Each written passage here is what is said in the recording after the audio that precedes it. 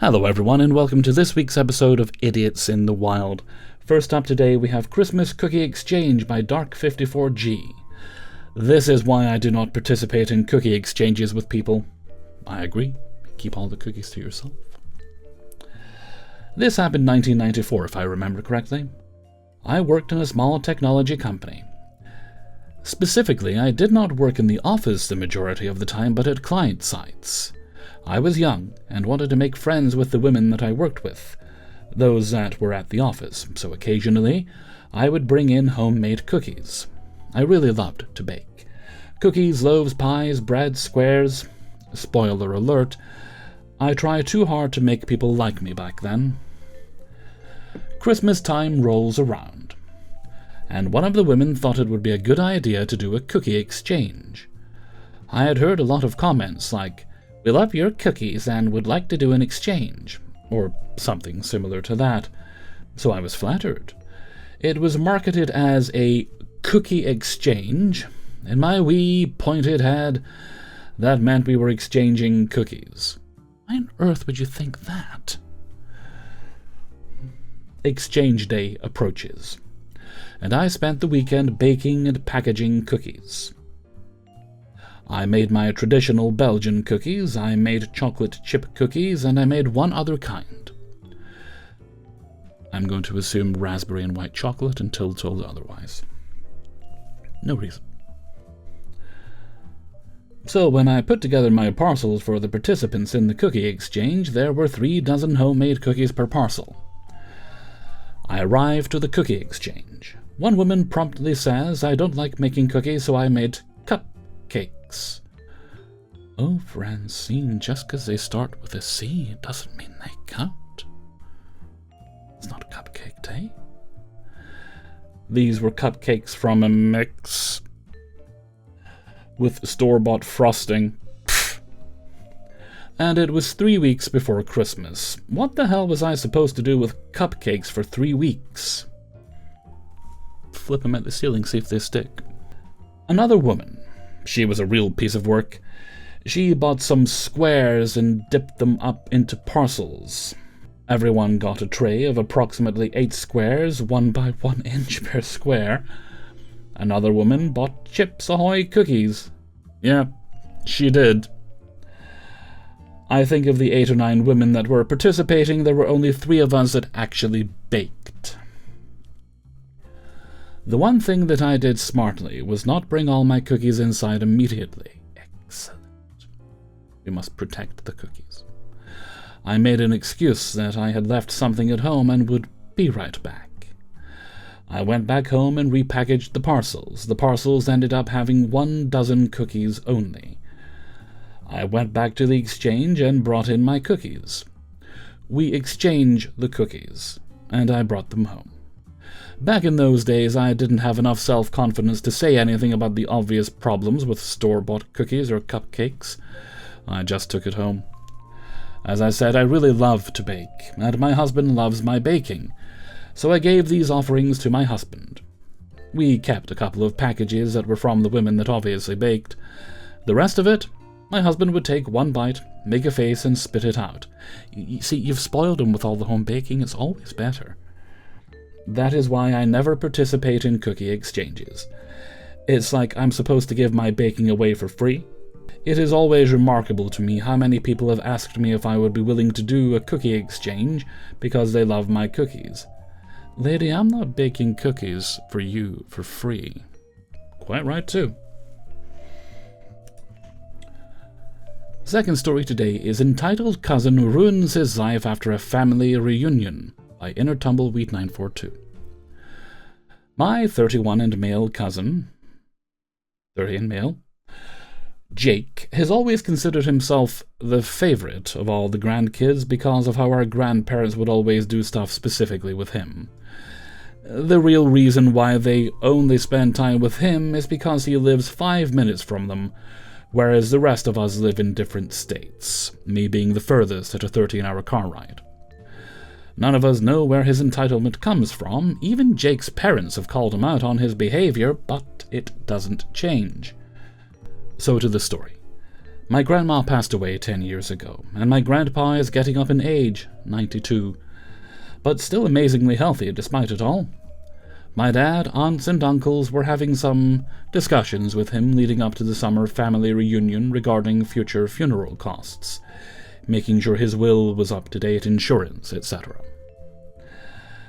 We get to the reunion this past August, and all is going well until Jake starts to make a comment about how he's totally getting the house and Grandpa's refurbished cars.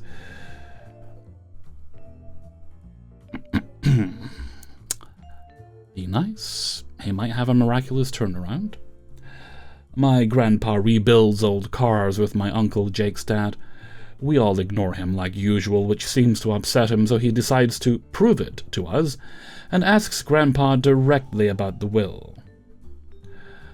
Grandpa gathers all 9 of the grandkids together and tells us that his major assets, house and cars, will be sold and divided equally among all of us grandkids.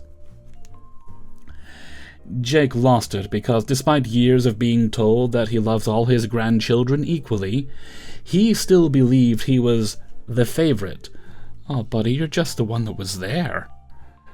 And would therefore get most everything from the inheritance. It got even worse when he realized that this included our step-cousin Erin, 25, who, despite being in the family since she was 12, wasn't even a real grandkid. Okay, can I slap him now? This devolved into literally the entire family ganging up on Jake. I'm going to assume you all had bats and chains, hurling all kinds of insults at him, well, they'll do, for the things he said.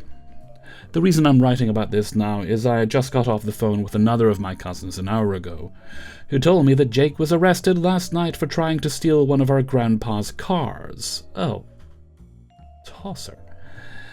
But since he never once actually helped with any of those things, the idiot tried to steal one that didn't even work yet. So from what I've heard, Jake is currently sitting in a jail cell with his parents refusing to bail him out. Excellent! That actually is really good parenting.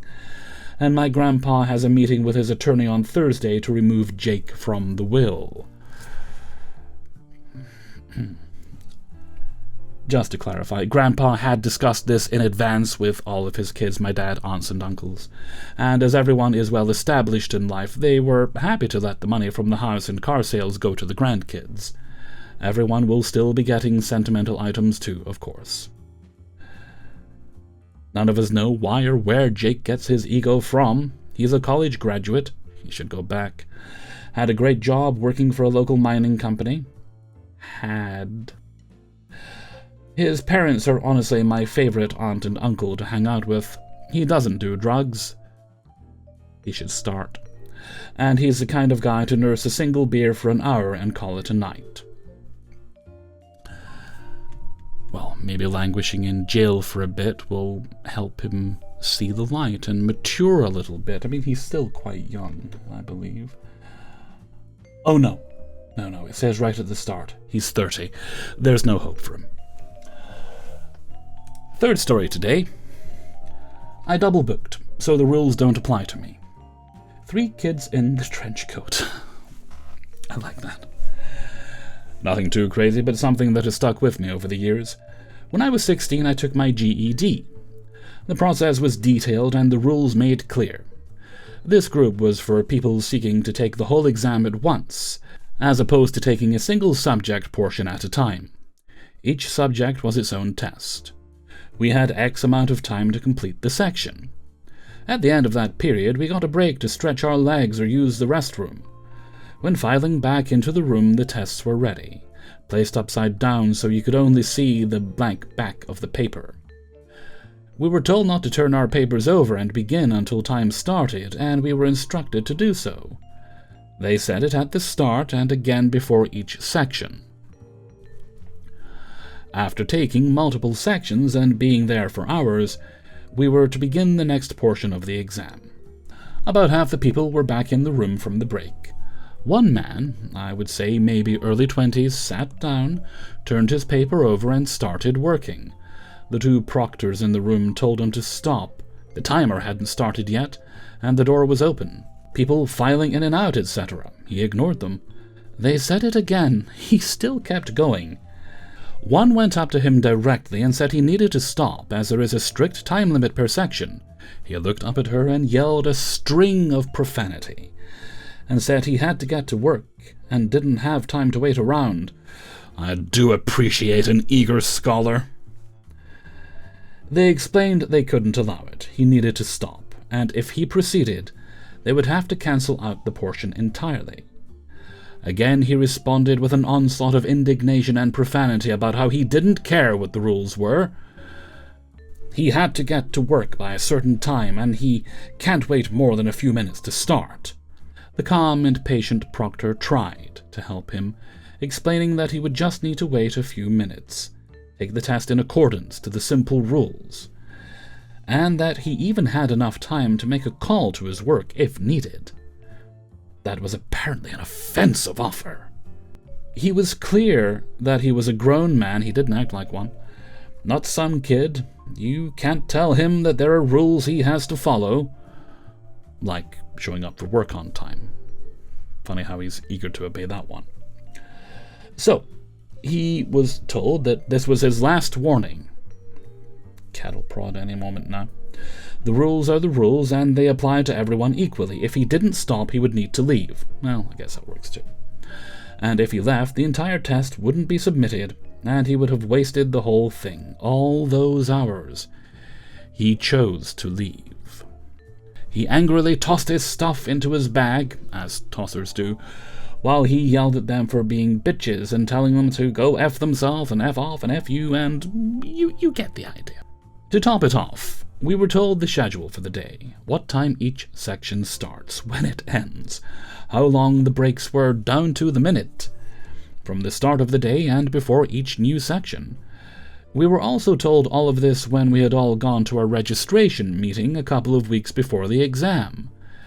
We were all given a clear schedule of the day, breakdown of the time, and the simple rules that were imperative and needed to be followed. For example, you can't just flip your paper over early and start on it whenever you want. The guy absolutely knew all of this for weeks, yet he apparently thought he could take a shift at work during the same time as the exam, because he could go through the test at his own leisure, when he wanted to start, because he doesn't have to follow the rules. The rules were clearly for everyone else. He should be able to do what he wanted. And when he finds out the rules apply to him too, throws a tantrum, verbally abuses the very nice staff who were simply doing their job, and stubbornly threw away hours of work. It's not like he was surprised with the rules or schedule. It's not like he didn't agree to all of it. He just truly seemed to think he should be allowed to break the rules he didn't want to follow, and punish anyone who tells him otherwise. Story number 4 today is anonymous. So this just recently happened at a local hospital ER. A woman came into the ER with some issues. She drove herself. She was seen and on a bed in a room in the ER. After several hours there, it was decided that her issues were serious enough that she needed to be admitted to the hospital for further treatment. When the woman was told this, she stated that before they admitted her to a room in the hospital, she was hungry and needed to get a shower. So she wanted to go home, take a shower, go get some food, and then she would come back to be admitted to a room in the hospital. It was explained to her that's not how it works. She would be admitted to a room in the hospital for the necessary treatment, and she would be able to eat and shower in her room there after the necessary treatment when cleared to do so. The woman didn't like that answer, and still stated she would leave to shower and eat and then come back. It was again explained that's not how it works. If she decided to leave, she would need to start the process all over again, in the ER by waiting to be seen, examined, etc. She was left in her ER room as staff went to go prepare to get her transferred over to the full hospital room for further treatment. This just upset her more, so she eventually decided to get up and leave, without informing anyone or signing any paperwork to acknowledge that she was leaving on her own against a doctor's recommendation. Oh well, People are always free to refuse treatment. So the ER staff continued on treating others. The ER room she was in was cleaned and turned around for others to use, and other patients placed in it as needed. Now, about 3 or 4 hours later, this woman shows back up at the ER. She went home, took a shower, changed, and went and got food and ate. She was now demanding to be placed back into the ER room she was in before, then transferred to the hospital for treatment.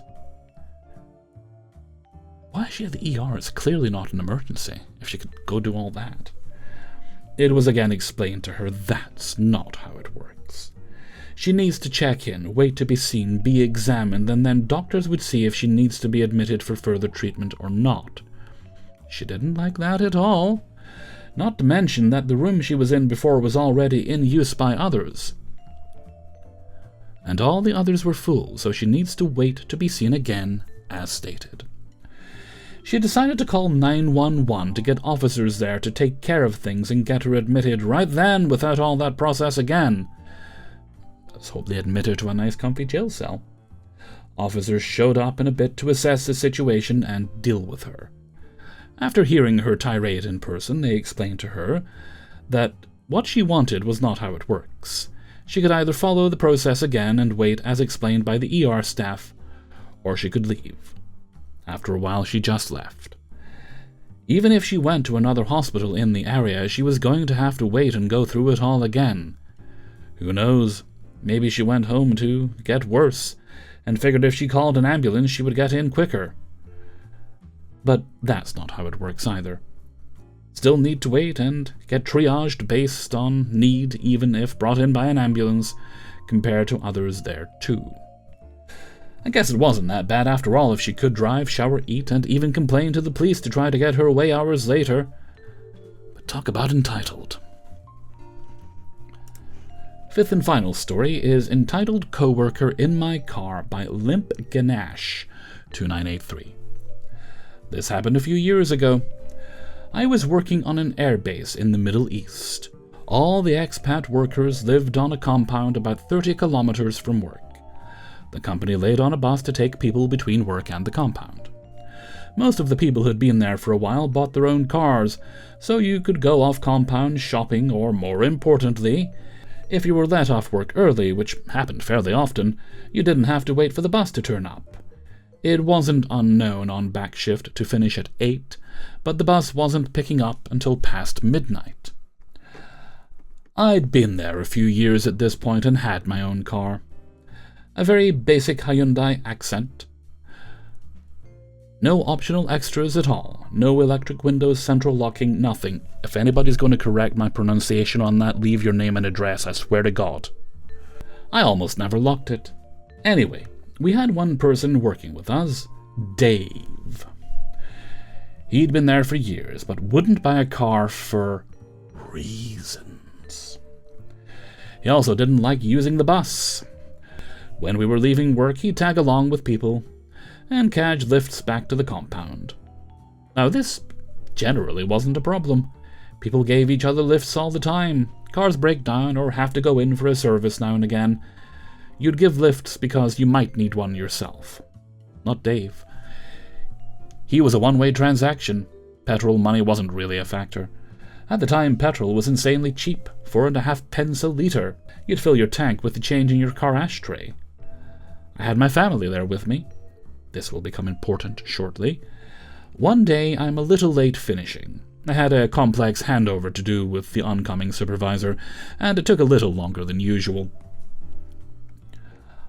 I get to my car, and lo and behold, there is Dave, sitting in my passenger seat. WTF? Seriously?